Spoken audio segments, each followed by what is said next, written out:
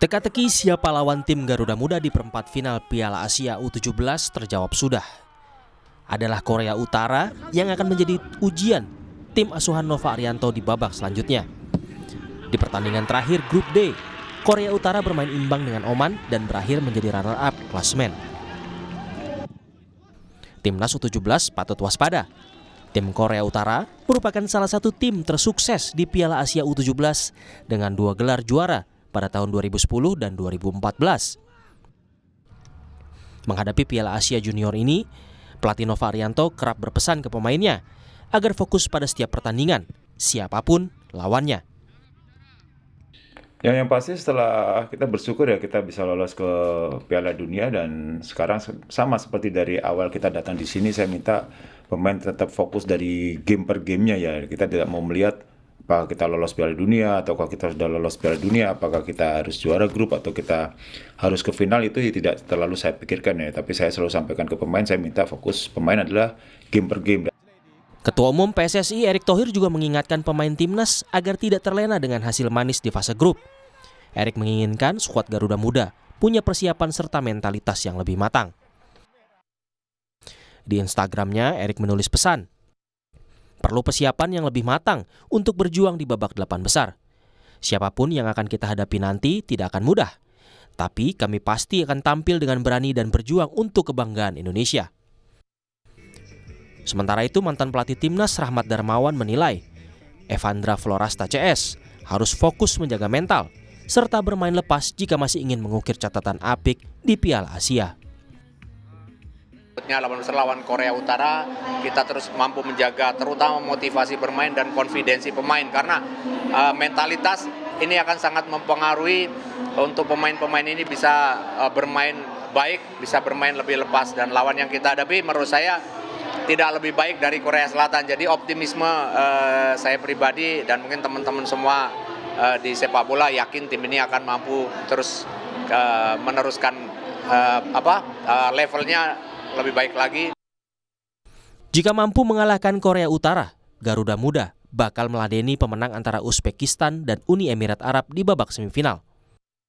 Duel timnas U17 melawan Korea Utara bakal tersaji Senin malam 14 April. Tuah Nova Arianto diharapkan mampu meredam perlawanan Cholima, julukan Korea Utara, agar bisa melangkah ke semifinal. Apakah seperti apa timnas U17 meladeni perlawanan Korea Utara nanti Senin ya? Senin beberapa hari lagi.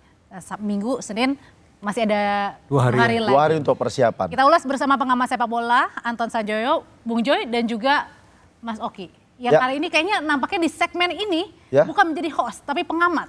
Ya, tapi sebelumnya saya mau mastiin dulu, di timnas U17 kali ini saya tidak terlalu mengikutin. Karena buat saya, satu hal yang tidak saya ikutin, saya tidak terlalu bisa banyak komentar. Takutnya jadi kelihatan sok tahu aja. Tapi saya mau paling utama saat ini mengucapkan terima kasih untuk Coach Nova, untuk staf kepelatihan, untuk pemain yang sudah berjuang dan berhasil membawa timnas Indonesia lolos Piala Dunia, menyapu bersih semua pertandingan di grup.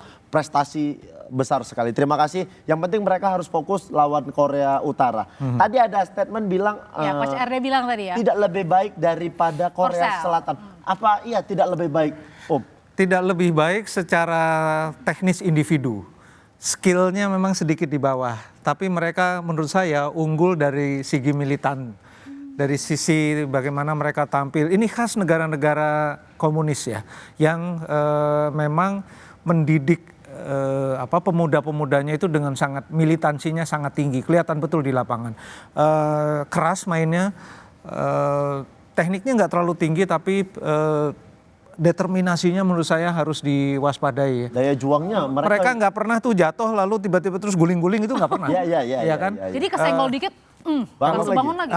Kalau mereka masih bisa bangun kejar bola. Pokoknya ini kita menghadapi seperti banteng yang terluka.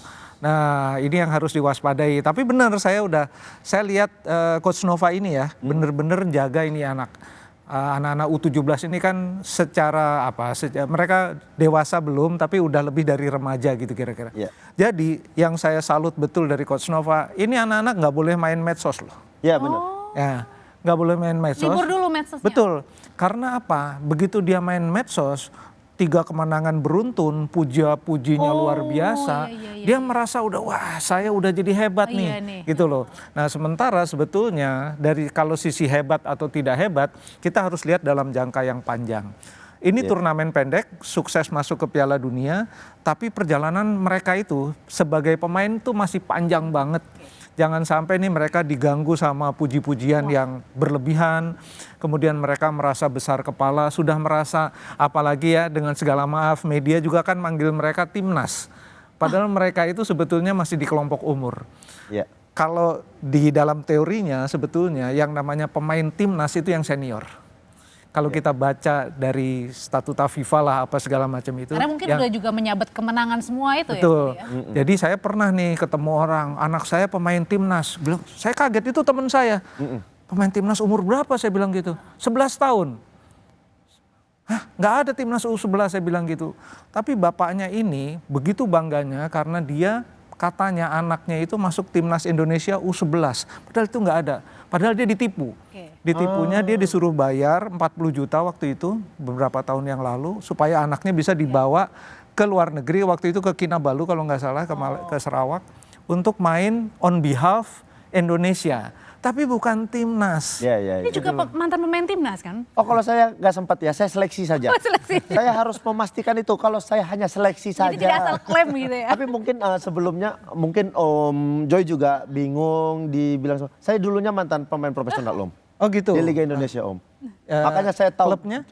Saya sempat main di PSMS Medan. saya sempat main di Kalteng Putra. Oh, saya gitu. sempat main di Produta. Nah, saya tahu gimana gelapnya sepak bola kita, saya tahu. Tapi sekarang balik lagi kita ke tema. menyambut terangnya sepak bola Indonesia di kelompok usia. Tadi Om Joy bilang bahwasannya kelompok usia U17 ini pemain-pemain dibilang dewasa belum, tapi sudah lebih dari remaja. Lebih dari remaja. Ini sekedar fakta. Kelompok usia kita itu rata-rata bagus. Secara prestasi, secara kualitas. Namun ketika mereka sudah masuk ke senior, mereka kebanyakan hilang. Makanya Coach Nova tugasnya benar-benar menjaga pemain. Termasuk tadi medsos itu nggak boleh dulu ya. Benar sekali. Karena terlalu gampang dapat pujian, dapat semua segala macam. Karena pecinta sepak bola kita tidak tahu bagaimana caranya mendukung dengan baik. Ketika menang dipuji, ketika kalah dimaki. Padahal itu kan sebenarnya tidak boleh. Yang harus dilakukan adalah kalah menang, ya udah dukung aja kayak begitu. Kritik boleh, memaki jangan. Itu dia. Itu kalau dimaki itu kan anak-anak kalau udah dewasa dimaki dia mungkin masih bisa handle. Iya. Tapi kalau anak remaja dimaki dia bisa drop. Waduh, takut main dan segala macam. Belum lagi betul kata Oki, kalau pemain remaja dia sudah mengenal dunia di luar sepak bola, pacaran lah, ya kan pacaran, maaf ya pacaran sama artis, pacaran main iklan, dipanggil ke istana dan segala macam. Dia ngerasa perjalanan saya sudah selesai. Saya berbeda. Gitu. Tapi Punca balik lagi pada saat nanti kita mau melawan Korea Utara nih. Kalau kemarin kita libas semuanya, kita unggul semuanya. Nah kalau ini, wah. Peluang seperti apa? Peluang kita lawan Korut seperti apa Om? Peluangnya cukup besar. Pertama Indonesia mengalahkan Korea Selatan.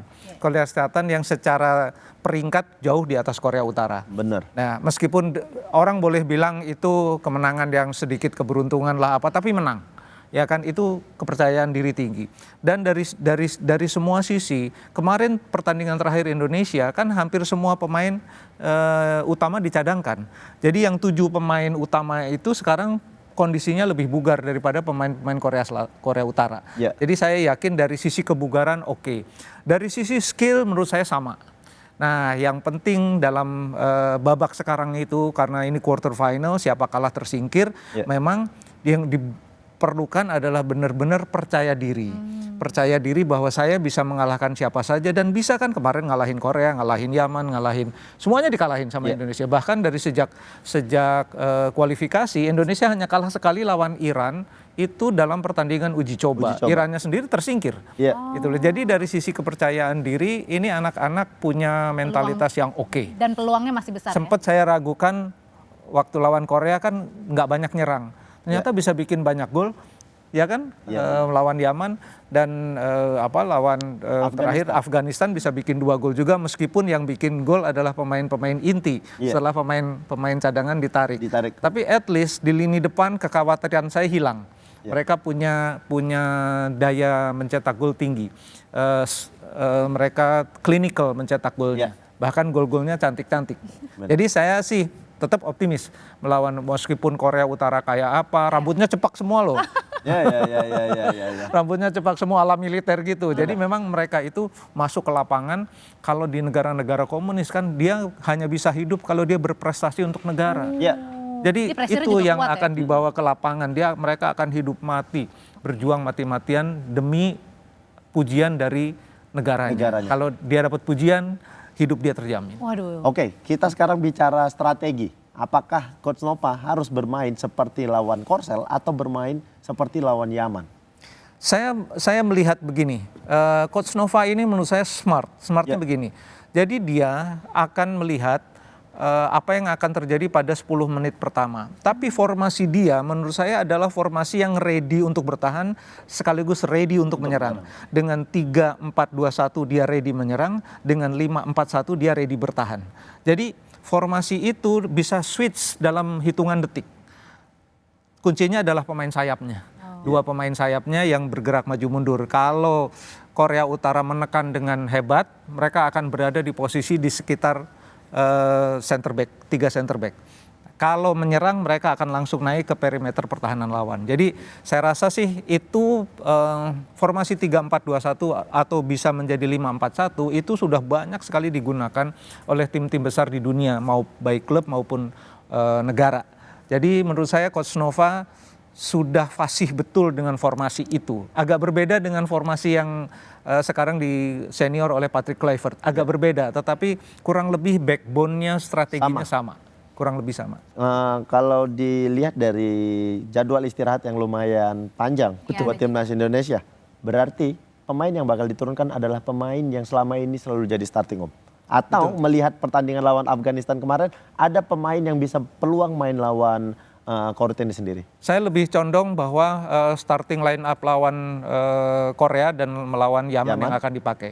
Jadi pemain-pemain yang 7 pemain yang kemarin istirahat ketika melawan Afghanistan semua akan turun. Oke, jangan itu memang sudah dipersiapin ya untuk karena itu biasanya seperti itu. Pemain kita kan sudah memastikan diri lolos. Biasanya itu kasih kesempatan untuk pemain yang tidak dapat menit main untuk merasakan atmosfer pertandingan supaya ketika nanti ada pemain inti yang cedera, dia dimasukkan, dia sudah tahu atmosfernya. Karena adaptasi pertandingan itu lumayan sulit kalau kita nggak dapat menit bermain. Dan kemarin bukan saja sudah memastikan lolos, tapi sudah memastikan menjadi juara grup. Sudah memastikan menjadi juara grup. Sebelum melawan Afghanistan pun sudah, karena yang dipakai kan head to head. Oleh sebab itu Coach Nova cerdik menurut saya menurunkan 7 pemain utamanya disimpan, 7 pemain cadangan supaya dia merasakan atmosfer. Begitu dia nanti, kan kelihatan ya waktu 45 menit pertama pemain-pemain yang 2 pertandingan sebelumnya jadi pemain cadangan agak grogi kan. Karena itu pertama kalinya wajar dia lah. Wajar karena ini event internasional, dia tahu bahwa semua orang ngelihat mereka. Jadi yang kemampuannya 100 bisa jadi 80 karena kakinya berat, takut salah koper dan segala macam. Tapi kalau pemain-pemain yang utama setelah penampilan melawan Yaman, saya yakin sih semua bisa dilibas juga gitu loh. Iya benar-benar. Mereka sudah punya kepercayaan diri, mereka sudah punya keyakinan untuk turun ke lapangan kayak begitu. Makanya ini terima kasih juga sama Coach Nova memberikan kesempatan kepada pemain-pemain yang nggak dapat menit main supaya kalau misalnya dimainkan mereka udah siap aja. Betul. Langsung udah tahu nih atmosfernya. Karena kalau yang baru pertama kali tampil, meskipun dia tampil juga di kualifikasi, di putaran final beda atmosfernya. Gitu loh. Dan ini kalau nggak pernah main kayak nggak tahu. Gitu benar. Saya juga nggak pernah main sih, tapi saya suka main bola juga. Kalau saya pemain di salah satu klub profesional, tapi memang lumayan banyak cadangannya ya saya. Om, sedikit aja Om, prediksi pertandingan lawan Korea Om, prediksi skor aja Om. Nggak banyak-banyak sih, Korea pertahanannya oke. Korea Utara pertahanannya oke. Mereka determinasinya harus diwaspadai di lini tengah, banyak tackling di lini tengah, permainannya agak keras.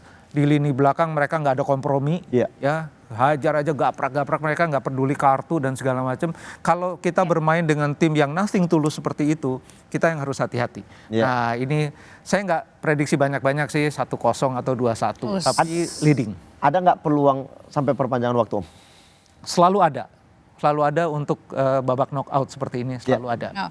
Oke, tapi kita bakal bisa menyelesaikan ini di 2x45. Saya yakin. Saya yakin dengan satu gol atau 2 gol. Amin. Mudah-mudahan keyakinan Om Joy bisa terjadi di hari Senin nanti. Amin. Senin jam 9 malam ya? Senin jam 9 malam. Senin malam jam 21. Terima kasih Bung Joy. Terima kasih Om Joy.